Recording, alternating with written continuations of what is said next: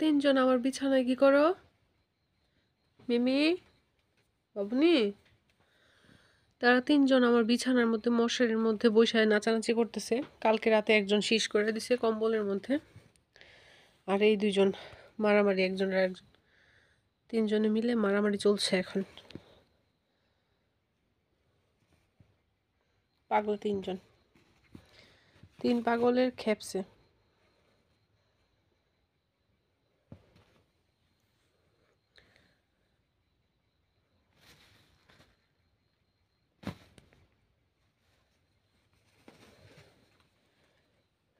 তারা তিনজন সকালবেলাও প্লাস বিকালবেলা আমার মশারি ছিঁড়ে একদম শেষ করে ফেলতেছে।